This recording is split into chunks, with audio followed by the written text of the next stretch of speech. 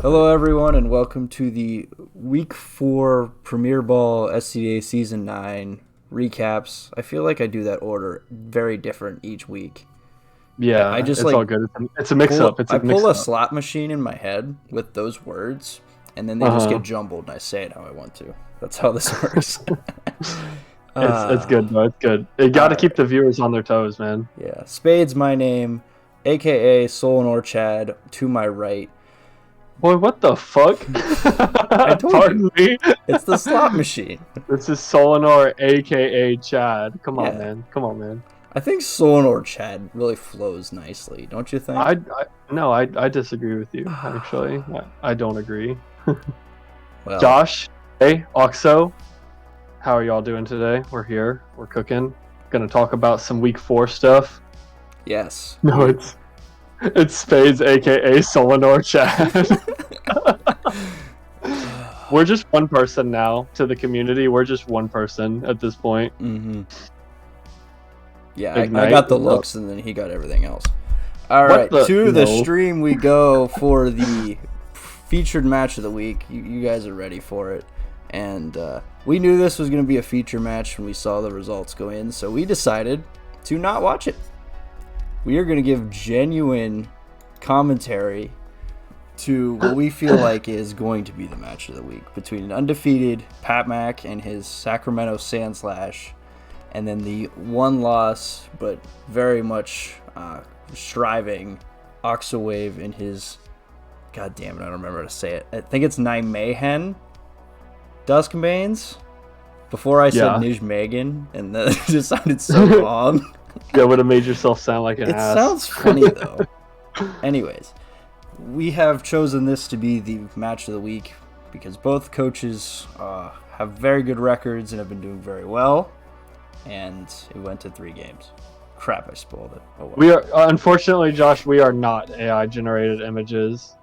Yeah, unlucky. That's a great idea. We should do that next We week. should to have AI generated images of us two just be like taking our places in the in the thumbnail.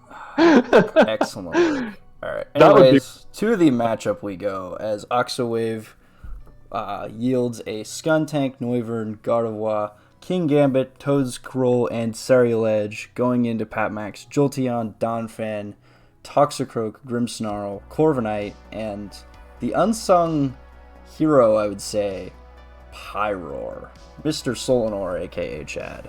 Initial thoughts on this exciting matchup?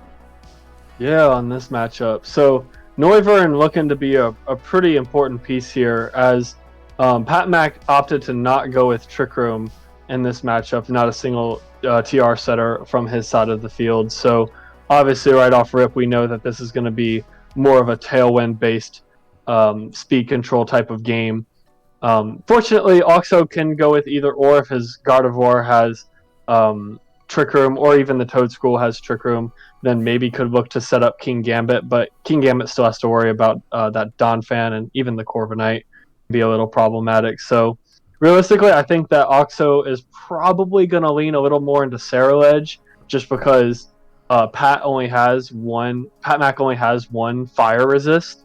So, and that taking the form of the Pyroar, which is relatively frail Pokemon, and he can get damage on it elsewhere. So I personally think that Oxo will probably take the Tailwind route just because he has a fast Tailwind setter. And the Covert Cloak helps guarantee against like Grimmsnarl and Toxicroak and stuff like that. So that's my just like turn 1 read without knowing any of the techs. Yeah, that makes a lot of sense to go for Tailwind, kind of keep the pace going. Pat Mac looks like he wants to go for a more bulky route with the Grimmsnarl maybe being a screen set, Corviknight with the setup stuff. Donphan is pretty physically bulky. And then you kind of have these frail special attackers in Jolteon and Pyroar to kind of do glass cannon type effects. So very interesting compositions from both. We will see how this plays out.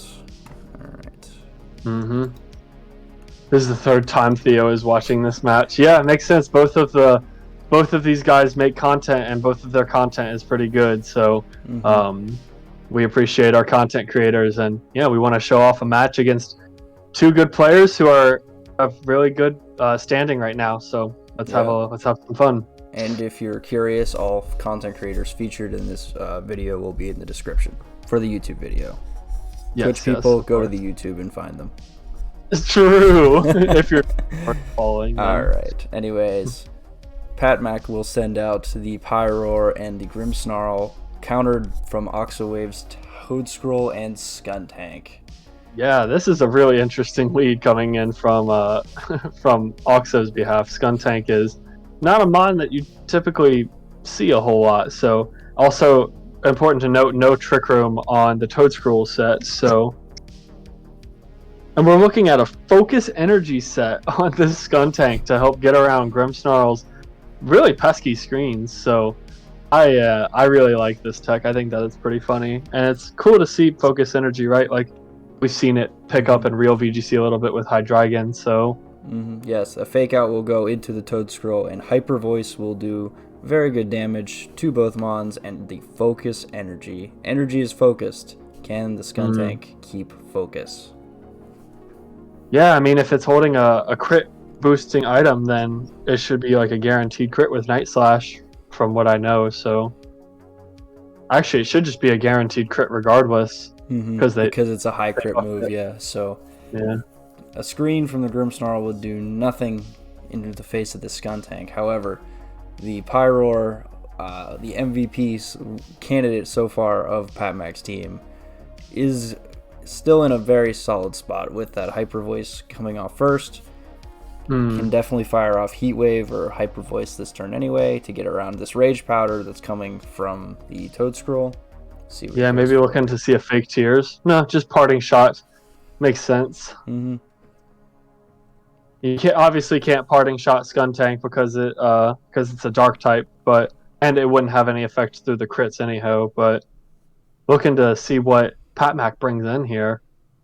Yeah, something might be taking a lot of damage from this Skuntank. We see Donphan, the switch in, and a Flamethrower coming out. Should probably kill the Toedscroll. Yes, it does. Pyroar claims another life onto its kill total for the season.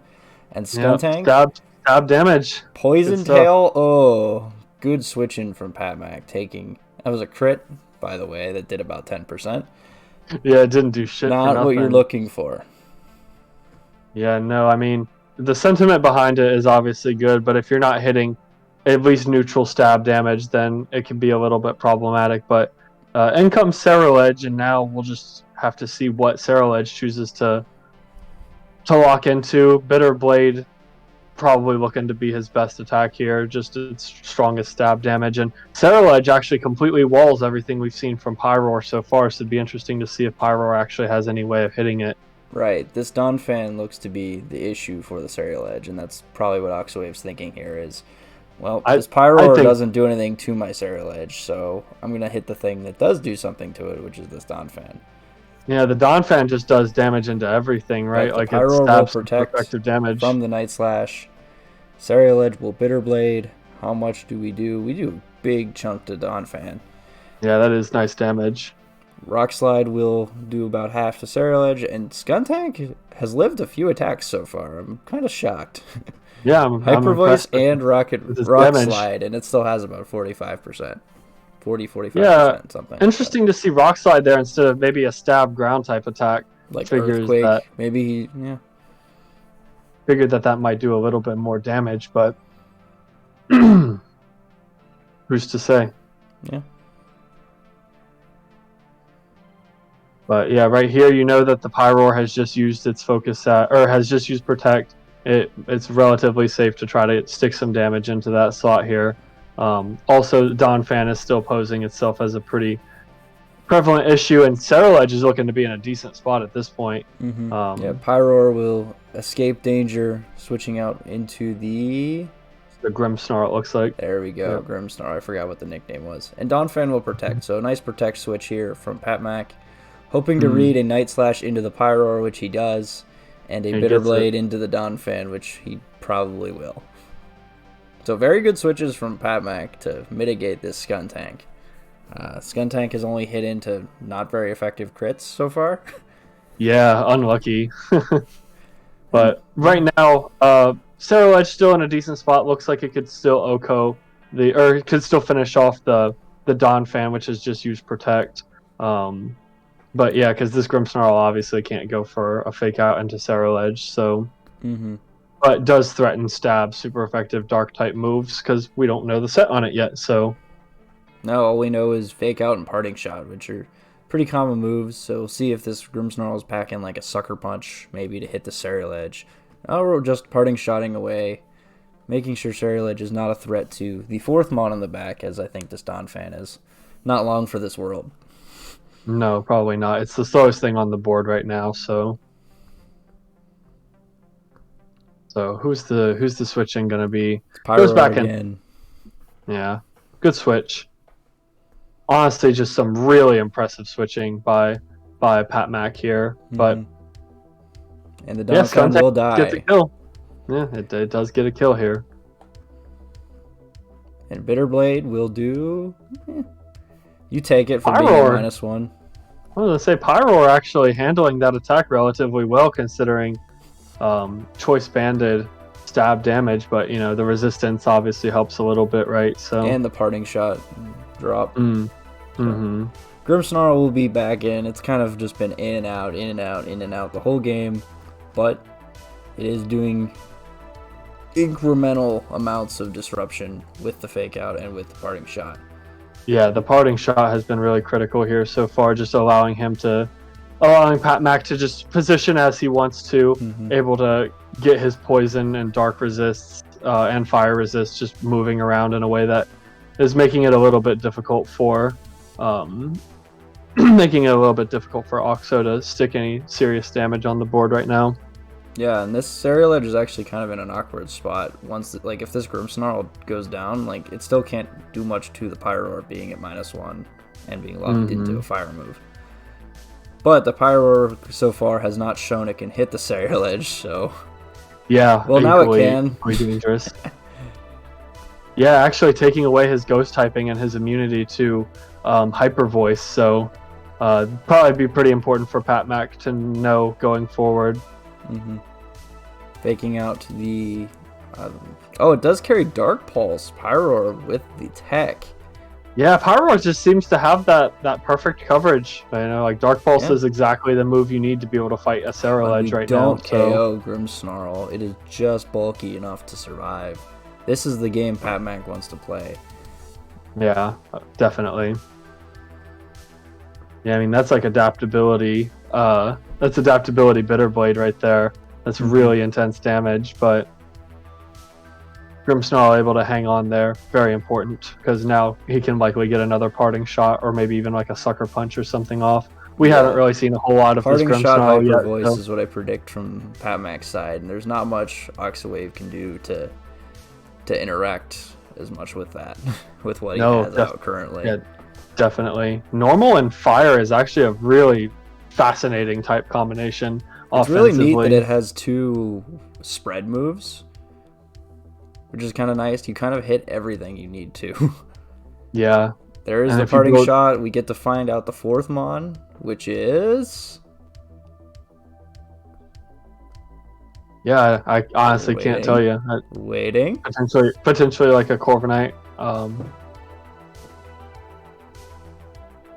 It is Corviknight. Yep. Hopefully not eating a fire attack. Double unnerve on the board right now for no berries for Pat Mac. So berries are officially canceled. Actually, I might take a Bitterblade here to the face. How much is this gonna do? It has been double parting shotted. Even with the double parting shot. Choice band, that's really good damage. Terrifier Bitterblade and healing back up. The downside here though is now Sariledge is locked into Bitterblade. Which you can see as an upside or a downside depending, but I mean both Corviknight and Pyroar have super effective damage potentially into King Gambit because Corviknight typically likes to carry body press as a move to run. So, but Sariledge is still not a really bad spot, especially if King Gambit can be preserved for damage into the Pyroar here, which the Sariledge can't really do right now. Someone should count how many times you click Bitterblade throughout the set. I got you. Well, I got who needs the count? We can just look at how many times he's used it and then do math. No, I'm gonna count because I want to. All right, very well. So far, he's used it 4 times, right? He's clicked Bitter Blade 4 times. It's kind of a bitter statement, if you ask me. Oh, shush. All right, the Corviknight will switch back into Grimmsnarl. Yeah, potentially predicting the Sucker Punch from the King Gambit there. So Hyper Voice will come out, do a little bit of damage. Yeah, it has to be will careful. Kill this Grimmsnarl. You got to be careful. You can't just go for. I guess there is no Heat Wave, so actually you don't have to be super careful because you can just click Flamethrower into the King Gambit slot here rather than clicking Heat Wave. But yeah, Heat Wave would be a pretty grim mistake because of the Flash Fire on Ceruledge. So don't want to be powering make the up Bitter Blade more powerful. Exactly, like you don't want to be doing that. Yeah, no. But otherwise, Oxawave looks to be in a very nice position with Sucker Punch for this Pyroar and Bitter Blade to hit this Corviknight. He looks to have a nice lineup of KOs here. Bitter Blade just showing how valuable of a move it is. Like being able to get yourself that level of healing and still being able to do that kind of damage is just really impressive from Ceruledge. Yeah, so all the Pyroar damage has been reverted. Just Bitter Blade after Bitter Blade after Bitter Blade. I'm getting quite better to keep saying it. I swear, I'm gonna leave the call. You're gonna do this shit by yourself. But yeah, we finally get to see him off the Ceruledge ledge. And showing itself to be Terra fighting, likely for a boost onto Body Press, but I'm not sure that's going to help you versus a Bitter Blade. Still really serious damage. Oh my lord, it lived. Yeah, woof. Pyroar showing some really impressive oh my durability god, there. Yeah, wow, what a god. What a turn. Yeah, now Corviknight is back in the game, right? Like this game looked lost for PatMac, but Pyroar just clutched up. That's 1 HP. Yeah, has to be 1 HP. Not only did the Pyroar live, but he correctly identified Dark Pulse being the right move to use in order to secure a flinch with the 20%. So, yeah, just a really brutal turn there for Oxo. Yeah, he's going into the Corviknight with the Bitter Blade, but we're not going to do near as much as that's not super effective anymore. Right. Wow. The momentum bar was very much shifted in Oxo's favor before that previous turn, and now I think the momentum bar has done a complete 180, and PatMac looks to be in the driver's seat with this Corviknight and with this Pyroar. Yeah, because, I mean, Pyroar has to worry about Sucker Punch here, but because Corviknight is a fighting type now, it no longer has to worry about taking too much damage from Sucker Punch. And there's always the Sucker Punch mind games where Pyroar can just protect to keep itself safe from Sucker Punch too, so really just some pretty intense mind games going on for both coaches here. Yeah, and all the attention is on this Corviknight. Yeah, I would say so. It most likely has a Body Press. Oh, 100%. You don't run Terra fighting without we Body hit Press. A double protect. Gets the double. Unlucky. But Oxo reads it and goes into the Corviknight with some pretty good Sucker Punch damage. But we don't care about that. We care about the Bitter Blade damage. Is it enough? And it's so close. Yeah, a game of inches, or in this case, a game of a few HP points. As Body Press, this should put an end to the King Gambit, and it's 2v1. We'll certainly put an end to King Gambit there. So, single target Hyper Voice, stab Body Press. At this point, how much can Ceruledge really take here? You're only one flinch away from losing this game, one Dark Pulse flinch. So PatMac still not quite out of the woods yet. Still has to play to play to some outs here. Is Mhm. Cerulege bulky enough to take these hits? That is the question we are asking ourselves. Hyper Voice comes out. It's single target. That does a big chunk. Bitter Blade. Yeah. We heal, but do we heal enough? Probably not. That's not a whole lot of HP left, but regardless, I think Pyroar is just going to have just enough damage to win this game for Pat Mac. The Pyroar that lived on 1 HP, essentially. I hear them in the crowd. MV Pyroar. MV Pyroar. I'm letting myself out. Bye, guys. God, that made me so sad. But yeah, game of pixels, and yeah, we knew this would be a little bit of a show here because really showing up so far. Pyroar has continued its dominant season so far with another impressive showing here in this game 1, and so far 7 bitter blades have been clicked. So we'll see how many more of those happen. See, I would say Uxo was struggling after a while, but no, he had one more of those left. Anyways, to game 2 we go, and Uxawave has to forget that first game happened. Yeah, because he's got to basically win the next 2, or he's out of this game at least. I would say that the fact that he was getting outsped by Pyroar was really bad for his team. And so that maybe adding some faster mons to his 4 here might be smart. We obviously know that Noivern will likely have the speed required to make that happen. So I would say that Noivern might be an interesting adjustment for Oxo, but interested to see how Pat Mac will respond with his game 1 win of a couple of HP. So yeah. Wonder if we'll see the same mons. Obviously, Skuntank will probably not be making a return. Well, Toxicroak joins the fun as well as the Donphan for Pat Mac, and there's Noivern and Gardevoir, 2 mons on the bench for game 1. They are led game 2, as we're going to trace Sturdy. That's a good trace. Yeah. And I think the Noivern frisked, but I didn't see what they frisked, so... Yeah, they frisked Soft Sand on the Donphan and a Focus Sash on the Toxicroak. So look at you with the keen eye. Yeah. You don't miss. Yeah, no accuracy drops here, folks.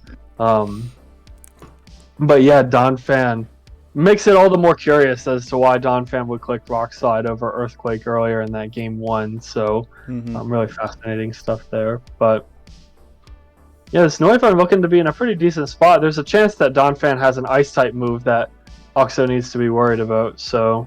Right, well, a Draco Meteor will go into the Donphan, excuse me. Toxicroak faking out the Gardevoir. What does Donphan go for? It is a Rock Slide, which will do half the Noivern, and a good portion to Gardevoir. Yeah, not bad. Decent damage overall. So I'm curious if it is carrying Ice Shard. This Donphan. Yeah, that's the real question. Do we have Ice Shard? If it has Ice Shard, then this is the time to go for it, because you know it's going to pick up the KO on Noivern here, and that Noivern is faster than likely your Pyroar in the back. So yeah, and then the Toxicroak is going to do big damage to the Gardevoir if this Noivern goes down first. So this could spell disaster for Oxawave here, if there's an Ice Shard on the Donphan. And there is an Ice Shard, and down goes Noivern, not living the 4x weak move. Yep, Ice Shard revealed. Poison Jab, will the Kivia Berry save Gardevoir here? Lord. And it does. With 2 HP, but it gets poisoned off of the 30% chance. Jesus. Really just horrible RNG there. But the tech to live the Poison Jab. Indeed. Taking and now you Toxicroak down to Focus Sash. Your Gardevoir goes down. 2 free switch-ins here. Yeah, you're down 4-2 here. But you do have some free switches coming in with 2 mons on your opponent's side that are low, so you can turn the tables right back in your favor.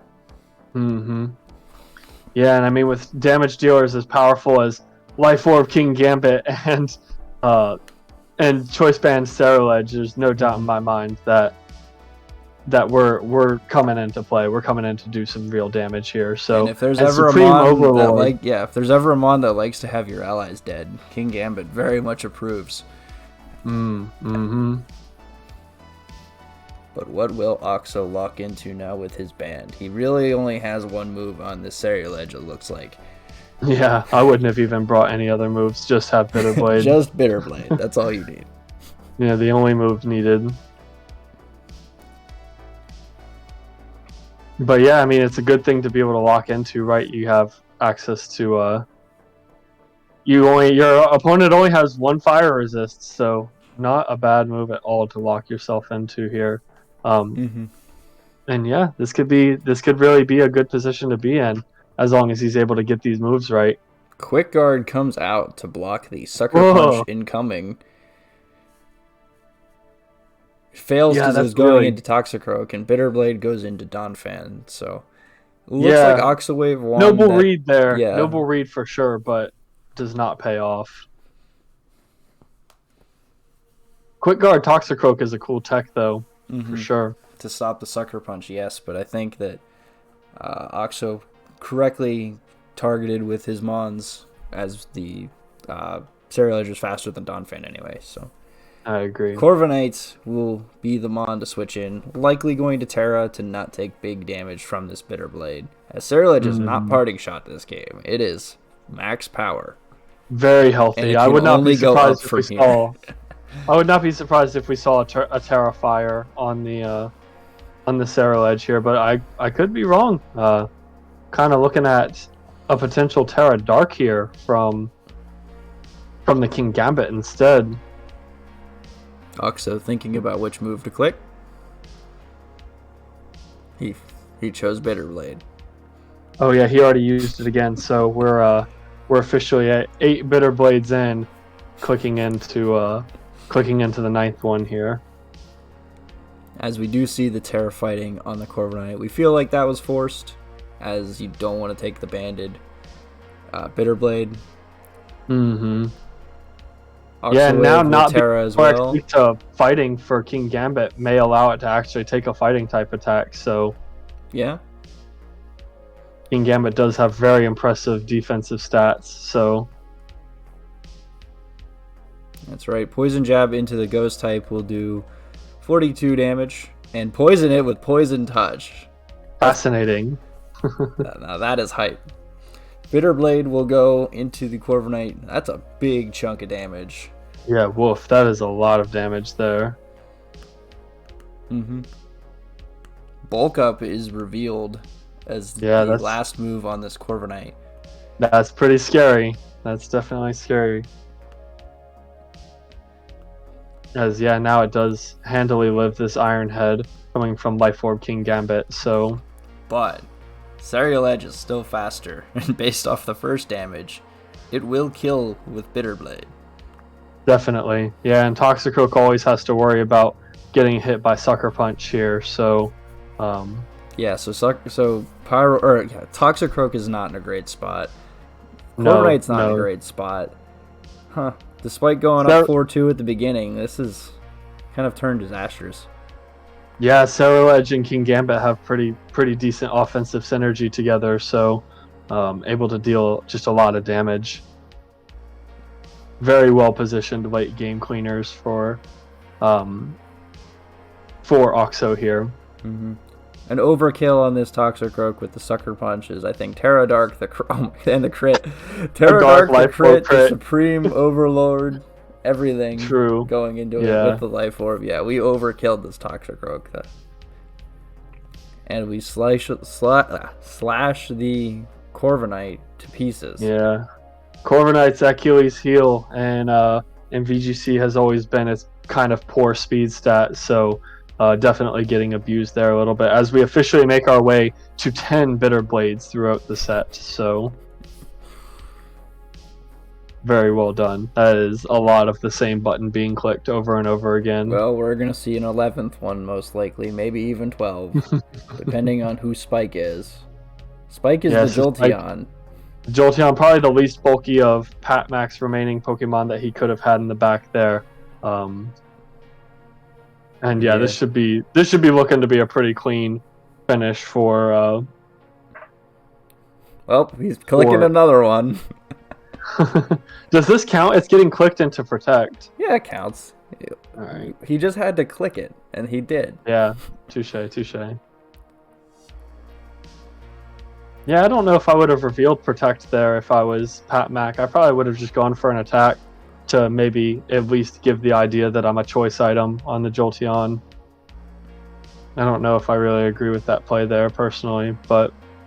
Well, the writing was on the wall as Sucker Punch... Oh, we didn't click it again. Dang. Oh, Life Orb King Gambit with the +2 from... Oxawave is. Look at that. We have the joy of watching him be excited over killing something.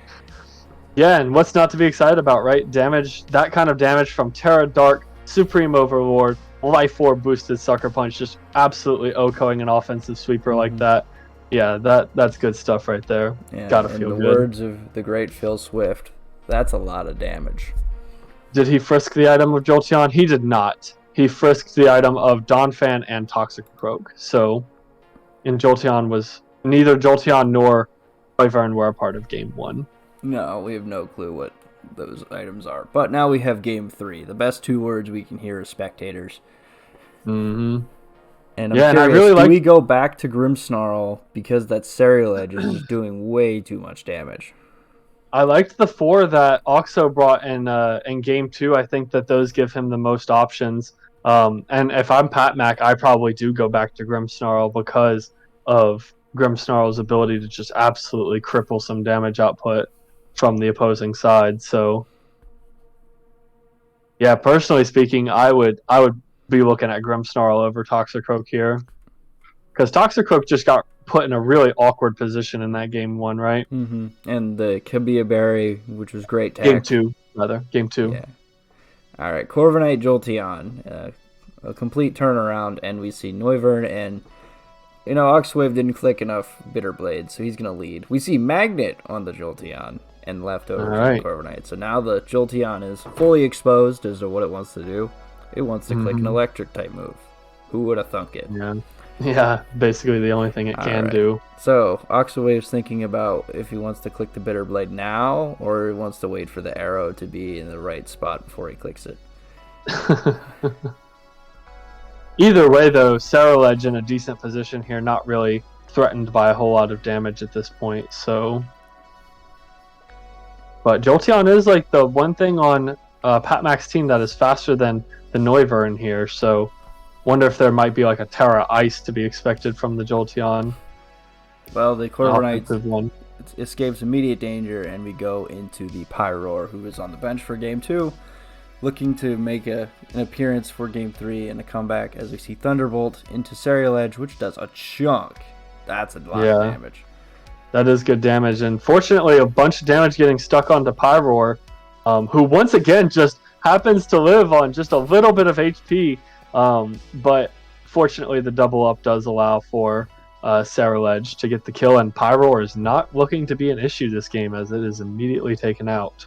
Yes, but the downside here is the Jolteon is going to two-shot this Ceruledge. So one more Thunderbolt takes out Ceruledge.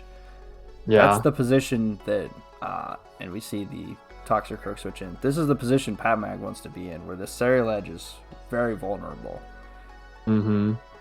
Yeah, Noivern needs to get Tailwind up, and he needs to get it up pronto in order for speed control to be established for the rest of the game for that Ceruledge. Yep, Ceruledge... very nicely done on the switch out. Got to save that mon. Faking out into Noivern, but here we go. But there it is. We have to see Thunderbolt first. Jesus. And the Covert Cloak Gen 9 item probably going to be the most impactful item in, well, at least Draft. I don't know how useful it is in BDC. Definitely Draft League. It's super impactful in Draft League. Probably the best Draft League item in my opinion. It is a very good one. It stops a lot of RNG that you don't have to fight against. It's just a nice. Mm-hmm. Yeah, really good stuff there. Now Tailwind has been established, and King Gambit's still looking to do some pretty decent damage despite not having any Overlord boosts. And Yeah, kind of just want to get this Noivern off the field as soon as possible because the Draco drop is not doing it any favors at the moment. Yep. So King Gambit's going to protect Draco Meteor. It's -2. It's going to do half to the Toxicroak. It's damage. Thunderbolt into the Noivern will do another big chunk to it, and yeah, there's the fighting move that Oxawave sniffed out and protected away from. This game is very much up for grabs, though. This Jolteon has put in so much work. A lot of Oxawave's mons are into the orange bar for their health total. Yeah, Jolteon has been proving to be a very solid mon here in this matchup, but choosing to withdraw Toxicroak, I find that fascinating as Corviknight makes its way in. Yeah, wants to preserve Fake Out as well as get in the Corviknight whenever Ceruledge is not. And Jolteon will hang on from the Sucker Punch, and this Draco Meteor might do 2 damage. That is Yeah, not a lot. -4, not very effective. And Jolteon will choose to KO the King Gambit, which impressive damage from impressive that Jolteon was able to hang on from that Life Orb Sucker Punch from King Gambit, though. That's good stuff right there. But Ceruledge will be coming back in. Yeah, and at this point, Ceruledge is like looking a little bit unchecked. It's looking very strong here and in a very powerful position to get some HP back. It does have half HP, and we are assuming that this Corviknight is going to turn into a fighting type. Yeah, that's the assumption. As we see the Terra Orb shine and glisten for Oxawave, throwing it above the Ceruledge, giving it a Chandelier, and making it Terrifier and boosting the power of that Bitter Blade even further.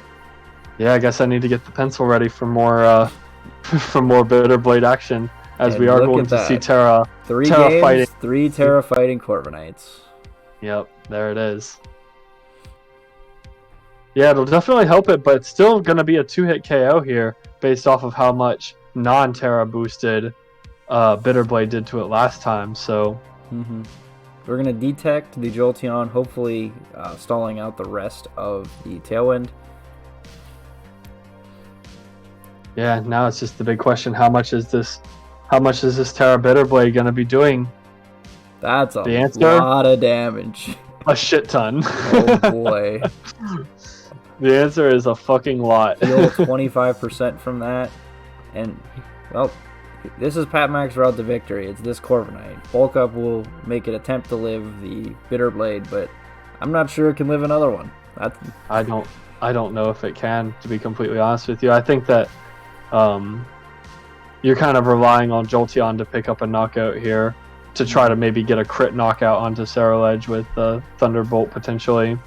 Yeah, that's kind of looking to be the only out first here. Thunderbolt did half to Ceruledge, and Ceruledge is now above half thanks to its signature move. Yeah, so I don't even know if that'll help you out very much. It's a very kind of a good position for Oxawave here. Noivern has not left the board, and it has been doing enough damage. It's been doing like just enough. Yeah, Noivern set the 1 Tailwind. It's gonna set a second one if Jolteon decides not to go into it, but yeah, and at this point, like the Jolteon might be feeling a little pressure to go for damage into Ceruledge here. Volt Switch comes out into the Noivern, getting Toxicroak back in, but what we care to see is, can this Corviknight hang on from the Bitter Blade? Yeah, my guess is that no, I don't know if it's going to be doing that.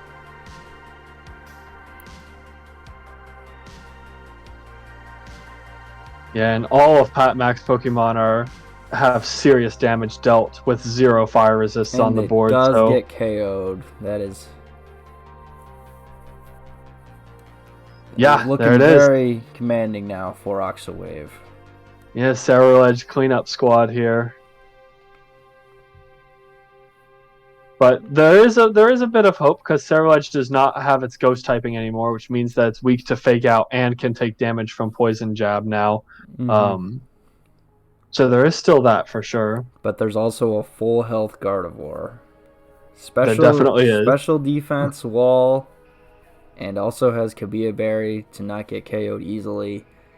This does not look good for Pat Mac. No, very, very well think positioned Oxowave late game from is Oxo in here. prime position to take this fantastic set, by the way. I'm quite shocked how good this was. We didn't watch it. This is a good match. This is a good match. We kind of just jumped into it, but yeah, no, this has been a great set with lots of back and forth, lots of one health living, and it all comes down to one of the new fire types that was going to shake up the metagame a lot. And it's a good bond. I think Cereal is going to be moving up on a lot of tier lists, I think, after this season. Yeah, definitely. B tier is a little bit of a crime for him. Yeah. Poison Jab going into the Gardevoir. We need a crit to do anything, and Gardevoir lives it yet again. Gets poisoned by Poison Touch. But Oxowave is in the click buttons territory, as Jolteon cannot KO both of these mons by itself. And I have added another Bitter Blade here. We are officially at 14 Bitter Blades now this set. Only probably proving itself to be one of the most clickable moves in the entire game. Yeah, I mean, it heals. It's doing tons of damage and healing the Cereal Edge. This Cereal Edge went from half back up to full, and kind of went in between a couple of times, I think. But yeah. Yeah, Jolteon will probably look to kill Gardevoir here for the sake of stats, but yeah, Cereal Edge still gets to click one final Bitter Blade, making it a total of 15 Bitter Blades this set, an average of 5 Bitter Blades clicked per game. Very well done, Oxo. You might have set the Bitter Blade record for the SCDA. Congratulations. Yeah, what a fantastic set from this. I think if we would have watched this beforehand, there would have been a lot of top moments from this. I think both living on 1 HP and 2 HP, those were both really critical. Yeah. So, very, very exciting stuff. And yeah, good match, both of you. GG's, congrats Oxowave on the win. And yeah, that was a match.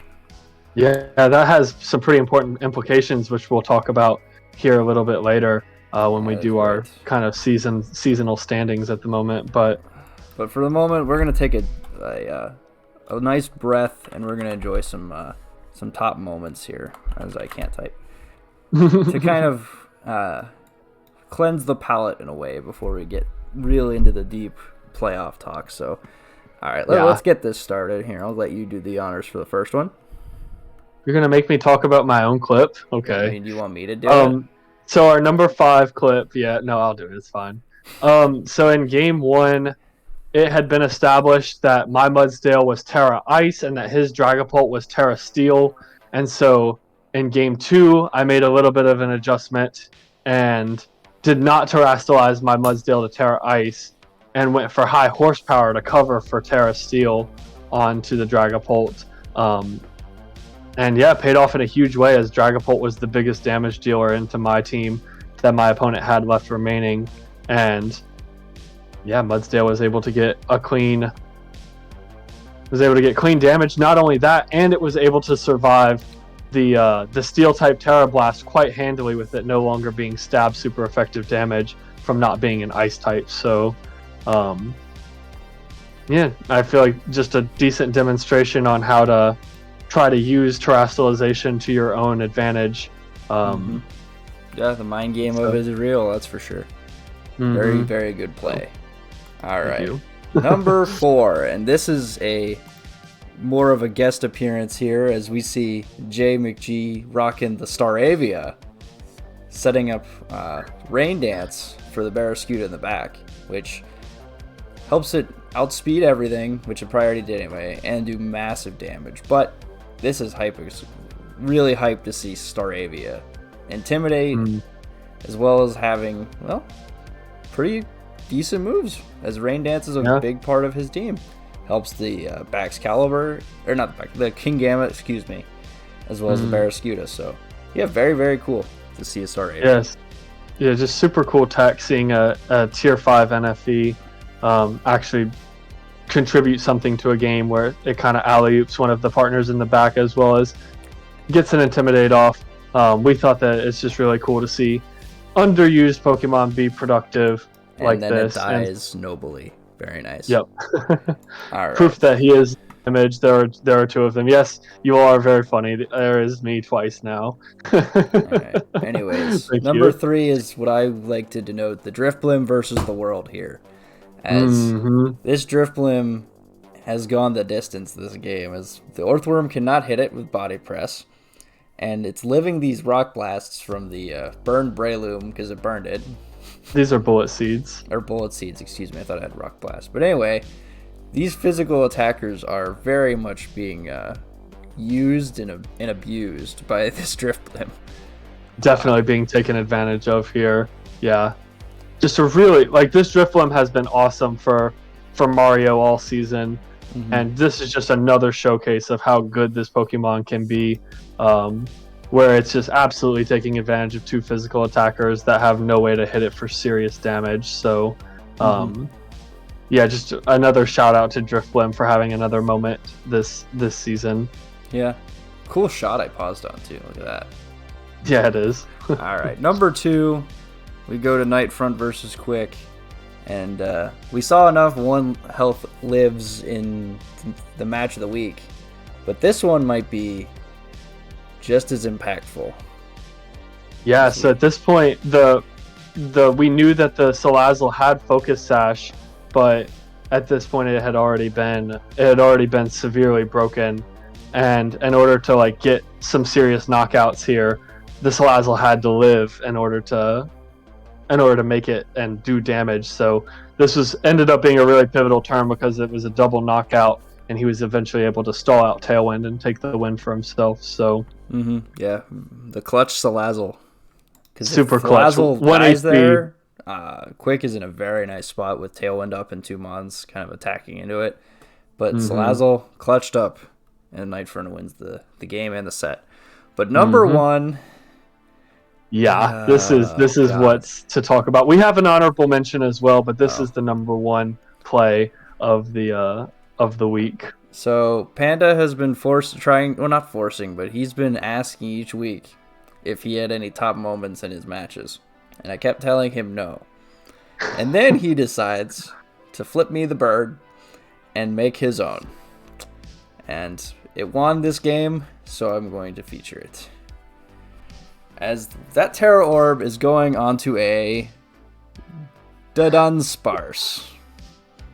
It certainly is. It certainly is going on to a Dudunsparce, and not only that, but it is also a Psychic type Terra, a Terra that you do not see very often. And yeah, his opponent has a couple of really big, bulky bullies right now. So, however, will we break this Garganacl? Yeah, Garg is a pretty tough mon to break. However, will we do it?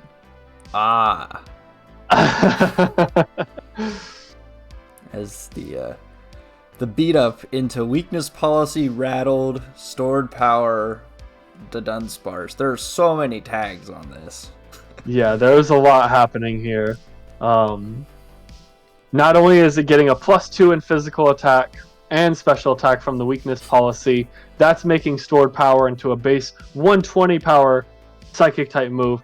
Add that into the 4 beat ups, each proccing rattled to get it to +4. This is actually a base 200 power stab move at +2 with a Dudunsparce that is now at +4 speed. Yeah, so and that Garganacl has met the end there, as it did nothing this game but died. So good job, Panda, on earning the number 1 spot. Now, the honorable mention, which I think I know what you're going to mention, but I'll let you do it anyway. Yeah, so our honorable mention goes to the set between Lucian and Ted, where in game 2 of that set, everything wrong that could have happened to Lucian went wrong. God, when I tell you that burns, man missed flinches, crits. Yeah, when I tell you that man missed Ice Hammer multiple times from Tinkaton, got burned by Flare Blitz, which is a 10% secondary effect, He was still able to impressively pull through the RNG and take the win for the week. But yeah, that's our honorable mention. It's too much to show because it would have been the entirety of Game 2 where Lucian just got absolutely handed it to him by RNG. And then Game 3, it started with a Thunderbolt Paralyze. just to pour salt on the wound. Yeah, Lucian was laughing the whole time. It was funny. But all right. Anyways, yeah. So that's our moments for this week. Panda obviously forced that one, but we still had some very high quality plays and weird stuff happen. So, all right. To the week 4 recap we go. As we'll show the results briefly, and then we'll get to the meat, which is the standings, which is what we really need to talk about as we're getting there. So here are the results from this week of the matches. Just let you look at this for a bit if you want to. And yeah, I'm gonna actually just pull up the. I'm just gonna pull up the doc. I think. I mean that works too. Anyways, yeah, let's go ahead and. Oh, why did I order these like this? Stupid me. All right. Anyways, so here are the standings now. Is we have 2 4-0s in red, 2 4-0s in white, balanced as it should be. And then the 3-1s kind of going through the rest of the way, too deep into the red as well. So, but regardless, the 4-0 teams, we are only down to 4 of them now. We had a few, but Panda lost, Pat Mac lost. Yeah, that was the only 3-0s that lost, I think. But yeah, anyway, I think so you're right about that. And Furabang are undefeated in red. You have the 1 game differentials. You've been perfect so far. Yep. And then at white, we have Joshy Washi and Egg Knight, both at 4-0. Joshy Washi's been perfect. Yeah, very impressive season from him so far. Yeah. Definitely. And Ignite also still an impressive season, you know, taking every game to Game 3, making it a little bit stressful, but really well this season with the Dundozo Tatsugiri. Yeah, showcasing some really impressive stuff from those two. He very much is, definitely. And he's got a good shot at playoffs at 4-0. Oh, definitely. Yeah, no doubt about it. Yep, and then the 3-1s in the Hunt and Red, we have Pat Mac and his Sand Slash, Oxawave and his Duskmanes, Nightfront and his Star Raptors, Mario and his Weezing, Pedons and his Blizzards, Stranger Danger and his Celesteelas, and then in white, Panda and his Pangorials, Theo and his Binacles, Depez and his Melmetals, Jay and his Regirocks, Lady Lilac and her Radiance, DJS and his Pirates. They are all sitting at 3-1, and 2 of those 3-1s, at least 2 of those 3-1s will not make the playoffs. Yeah, it's the brutal reality. It is a war, and it is very difficult to make it into the postseason here. But if you do, you just have another war in front of you, as the postseason is just as deadly, if not more deadly. Yeah, I'm inclined to agree with that. And yeah, so far we've seen some really impressive stuff from our coaches here. So the one loss from for a bang was Rocky Helmet. It was, yes, it was beautiful. Yeah, that's why I got clipped. That's why it was a moment of the week. But yeah, that's the tough part about it. You know, you have a good team, and yeah, just gotta keep staying consistent with it. This is going to be a pretty impactful next couple weeks here. Typical for a normal draft league, by week 6 or so, it's starting to become very clear what the playoff scene looks like, who to expect. But for this division, it is nowhere close. No, even the 4-0s aren't safe. Yeah, no, even the 4-0s are not safe. You lose 3 games, and all of a sudden you're in a really precarious position. So you gotta keep staying strong. Gotta keep putting on the pressure. Keep playing well. The 3-1s, just the same thing, right? Just keep playing well. Huge wake-up call for anyone who is 2-2 or 1-3, because at the moment, this is when the alarm bells are ringing for postseason potential. Yeah, that's all I have to really say for the 0-4 coaches, you have a chance to play spoilers. Just try to finish the season as strong as you can. Have some fun with your sets, and yeah, do what you can to make the playoff run interesting. Yeah, we're getting very close. We are at the halfway point of the season, which Yeah, means and we're 4 games down. We got 4 games to go, and this back half is gonna get wild, to say the least, as far as shaking up the standings goes.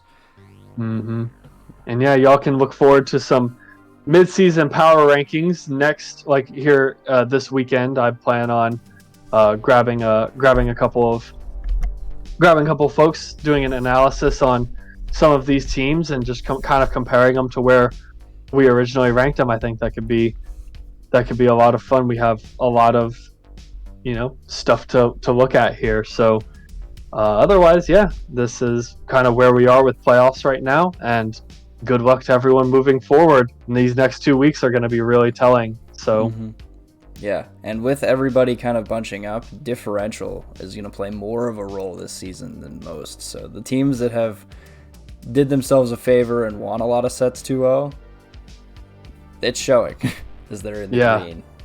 It's very hard to get into the green, so getting those differential boosts, very nice. But that's going to do it for our Week 4 recap. We got 4 more weeks to go, 4 more great weeks of regular season content from everybody here.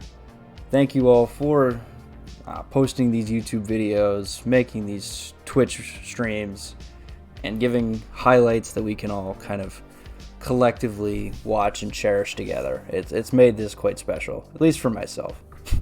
Yeah, this has been really awesome. We're really grateful for all of the content creators that have been a part of this season, and for everyone else, we're really grateful for everyone who's made this season as good as it's been so far. And so I hope everyone continues to have fun, keep cooking with your sets. We want to see some good tech, and that's all from me. Yeah, good play, good tech, and good times afterward. That's what we're here for, right? That's it. All right, well, we keep the good times rolling. My name's Spades, my co-host Solinar, and we are out.